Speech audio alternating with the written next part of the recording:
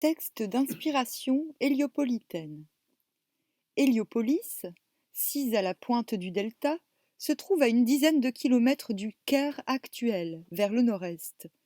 Comme l'indique son nom grec, c'était la ville du soleil, où était adoré le dieu Atum, autrement nommé Ré et Képri. Dans son temple, on vénérait le phénix et le béthyle, Ben, réplique de la roche initiale. L'image transposée de cette pierre donnera leur forme aux pyramides et aux obélisques. La théologie solaire a joué un rôle essentiel dans la vie religieuse du pays. Dès la 4e dynastie, 2700 avant JC environ, le roi est fils de Ré, et malgré les succès d'autres dieux comme Amon et Osiris, Ré demeurera, pendant toute l'histoire pharaonique, la grande divinité nationale.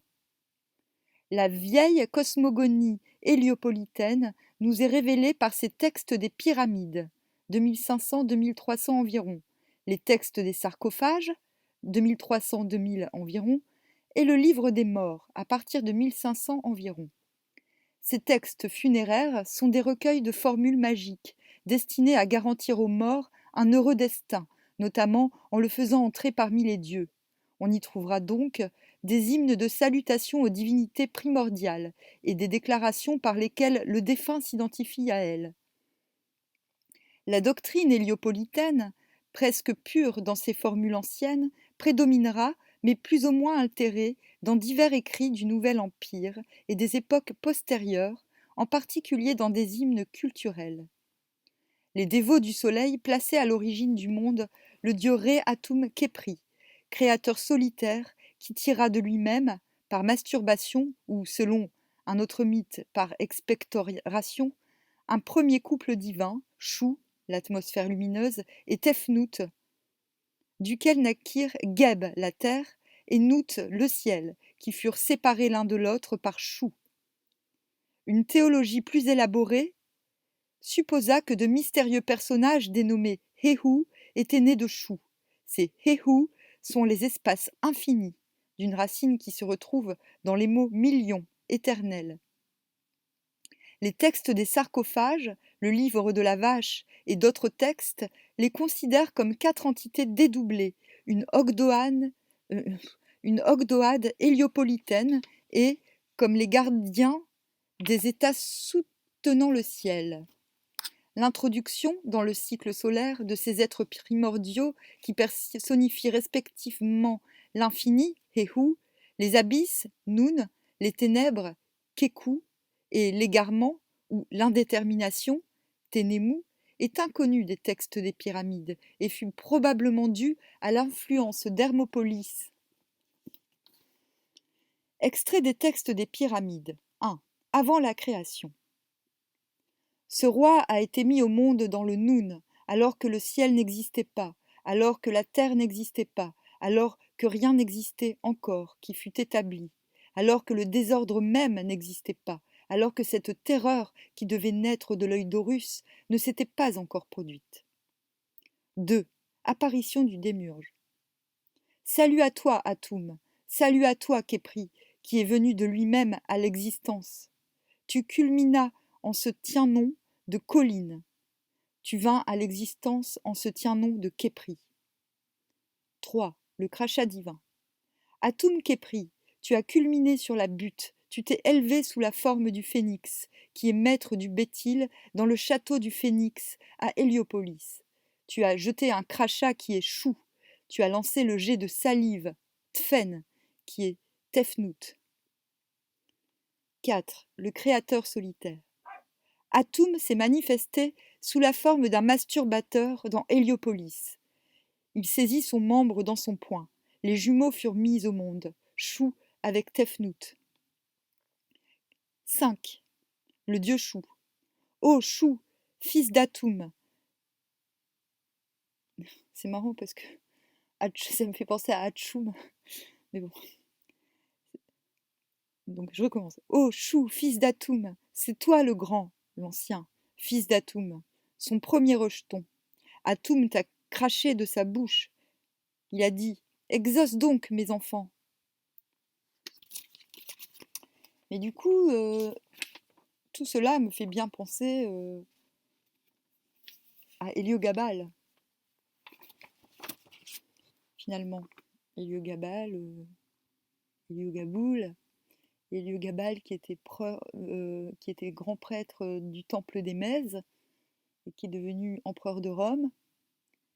Et ça me fait bien penser à sa culture. Donc, il vénérait le Béthyle, un peu comme si, à l'époque d'Héliogabale, donc en 222 avant Jésus-Christ, l'État, ils avaient préservé finalement le culte qui existait plus de 3000 ans en arrière. Ils étaient encore plus authentiques finalement que les Égyptiens eux-mêmes. Extrait des textes des sarcophages. 6. Les dieux consubstantiels. J'étais celui qu'Atoum forma, l'aîné en sa gloire, quand il enfanta Chou et Tefnout, quand il était un et qu'il devint trois, quand il sépara Geb de Nout, alors que le corps initial n'avait pas été enfanté. 7. Définition de Chou. C'est moi qui suis Chou, créature d'Atoum Ré, quand il est venu à l'existence ici. Je n'ai pas été modelé dans un ventre, je n'ai pas été formé dans un œuf par conception. Atoum m'a craché comme un crachat de sa bouche en même temps que ma sœur Tefnout. Elle est sortie à ma suite, tandis que j'étais enveloppé du souffle qui fait vivre les gorges. C'est moi qui suis Chou, le père des dieux. C'est moi qui ai engendré les Héhou, qui se sont dédoublés en Éhou, Noun, Ténémou et Kékou. Oh, ces 8 Éhou, qu'Atoum a fait des humeurs sorties de ses chairs, dont Atoum a fait les noms, lorsque fut créé l'échange des propos entre Noun et Atoum, en ce jour où Ré conversa avec Noun, disant Héhou, Noun, Kékou et Ténémou.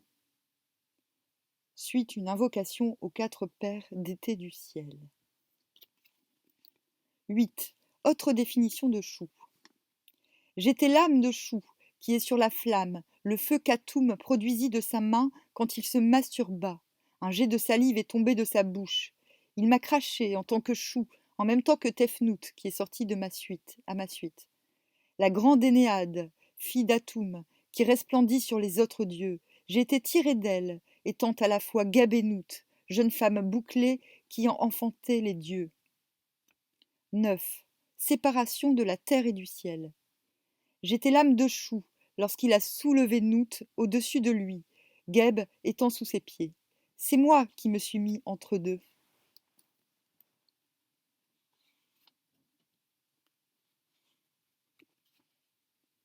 Ah, c'est intéressant. Du coup, Chou serait peut-être Chronos. 10. Définition des 8 et ou.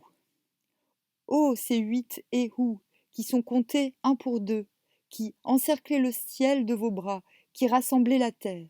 Chou vous a enfanté pour être Éhou, Noun, Ténémou et Kékou. Livre des morts, début du chapitre 17. 11. Je suis Atoum, quand je suis seul dans le Noun.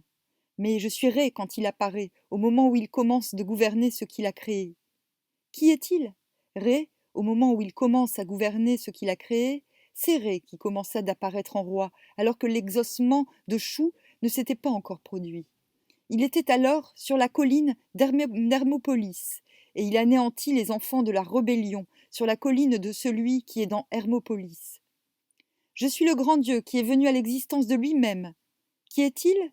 Le grand Dieu qui est venu à l'existence de lui-même. C'est Lo, c'est Noun, père des dieux. Autre tradition, c'est Ré. Je suis celui qui a créé ces noms, le seigneur de l'Énéade. Qui est-il? C'est Ré, qui a créé les noms de ses membres, après quoi les dieux, qui sont à sa suite, vinrent à l'existence.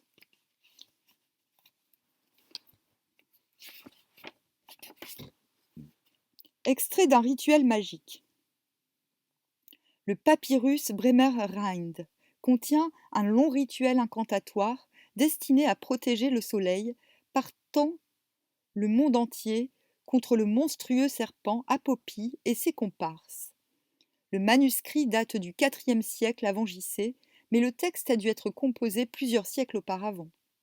Dans 2 sections de ce rituel, le sorcier, avec une insistance pesante, va s'identifier au démiurge universel afin de tourner contre l'ennemi cosmique toute l'efficience des êtres issus du Dieu initial. Les 2 sections sont l'une et l'autre des adaptations d'une même dissertation. Le livre de connaître les modes d'existence de Ré, empiriquement utilisé pour abattre Apopie. La seconde version est la plus étendue, c'est celle que nous avons prise comme texte de base. Mais la première version conserve seule les phrases relatives à la création des premiers êtres, des serpents, accomplis quand le démiurge était encore embryonnaire, plongé dans le Noun, et nous avons jugé bon d'en tenir compte. Le discours du Créateur universel, d'interprétation délicate, mais plus encore difficile à transposer en français, débute par une terrible kyrielle d'assonances, recouvrant sans doute de savantes spéculations métaphysiques et affirmant, par l'emploi obstinément répété des mots képer et képérou, le caractère autogène et l'omnipotence du soleil, la primauté de l'existence sur les forces négatives. Puis est narrée la genèse de l'Énéade qui, tirée du démiurge, acheva la création des formes d'êtres. On notera que les différents procédés génétiques attribués au dieu d'Héliopolis sont ici présentés concurremment, comme s'ils exprimaient tous un seul et même acte, très bien caractéristique des démarches intellectuelles égyptiennes. Masturbation, crachat, genèse par l'esprit et la parole.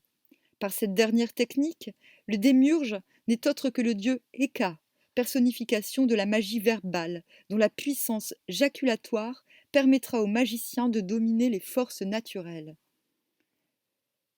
12.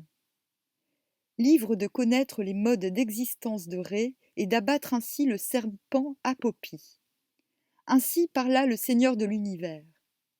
Quand je me fus manifesté à l'existence, l'existence exista. Logique. Quand je vins à l'existence sous la forme de l'existant, qui est venu à l'existence en la première fois. Venu à l'existence sous le mode d'existence de l'existant, j'existais donc. Et c'est ainsi que l'existence vint à l'existence, car j'étais antérieur au Dieu antérieur que je fis, car j'avais l'antériorité sur ces dieux antérieurs, car mon nom fut antérieur au leur, car je fis l'ère antérieure, ainsi que les dieux antérieurs. Le mec, il savait voyager dans le temps, je pense. Je fis tout ce que je désirais en ce monde, et je me dilatai en lui. Je nouai ma propre main, tout seul, avant qu'ils ne fussent nés, avant que je n'eusse craché chou et expectoré tefnout. Je me servis de ma bouche, et magie fut mon nom. C'est moi qui suis venu à l'existence, en mon mode d'existence, quand je vins à l'existence sous le mode d'existence de l'existant. Je vins donc à l'existence dans l'ère antérieure, et une foule de modes d'existence vinrent à l'existence dès ce début, car auparavant aucun mode d'existence n'était venu à l'existence en ce monde. Je fis tout ce que je fis, étant seul, avant que personne d'autre que moi ne se fût manifesté à l'existence pour agir en ma compagnie en ces lieux. Je fis les modes d'existence à partir de cette force qui est en moi. J'y créai dans le Noun, étant encore somnolent et n'ayant encore trouvé aucun lieu où me dresser. Ici la version courte précise. Nombreux furent déjà les modes d'existence qui sont sortis de ma bouche, quand le ciel n'existait pas, quand la terre n'existait pas, quand les serpents et reptiles eux-mêmes n'avaient pas encore été créés dans ces lieux, car j'ai formé certains d'entre eux dans le Noun, créatures somnolentes, quand je n'avais pas encore trouvé aucun lieu où me dresser. Reprise de la version longue. Puis, mon cœur se montra efficace. Le plan de la création se présenta devant moi, et je fis tout ce que je voulais faire, étant seul. Je conçus des projets en mon cœur, et je créai un autre mode d'existence. Et les modes d'existence dérivés de l'existant furent multitudes. Leurs enfants se manifestèrent à l'existence, en leur mode d'existence d'enfants. Je m'unis à mon propre corps, de sorte qu'ils sortirent de moi-même, après que j'eusse produit l'excitation avec ma main fermée, et que mon désir se fût réalisé de par ma main, et que de la semence fût tombée de ma bouche. Ce fut donc moi qui avais jeté un crachat qui fut chou et lancé un jet de salive qui fut tefnout. J'étais venu à l'existence comme un dieu unique, et voici que j'étais trois dieux. Chou et Tefnout frémissaient alors joyeusement dans le noun où ils étaient. Ce fut mon père, le somnolent, qui les souleva. Donc il a un père. Ce fut mon œil qui me les ramena après un temps infini pendant lequel ils restèrent loin de moi. Je pleurai des larmes sur eux. Ce que mon œil avait ainsi élaboré, ce fut l'origine des hommes. Variante, je pleurai sur eux, et c'est ainsi que les hommes vinrent à l'existence, sortis de mon œil. Ici, l'on raconte comment l'œil voyageur du soleil est devenu le cobra qui brille à son front, la fameuse Uraeus, puis la naissance des deux générations suivantes de l'Énéade que nous citons d'après la version courte plus explicite. Chou et Tefnout mirent au monde Geb et Nout. Geb et Nout, de leur corps, mirent au monde Osiris, Or, Mekenti Irti, Seth, Isis et Nephthys, l'un après l'autre, et ceux-ci mirent au monde une multitude de choses en ce monde. Ce furent donc leurs enfants qui créèrent en foule des formes d'existence dans ce monde, sous forme d'enfants et sous forme de petits-enfants. Qu'ils conjurent en mon nom, qu'ils abattent leurs ennemis, et qu'ils créent la force magique nécessaire pour abattre Apopie.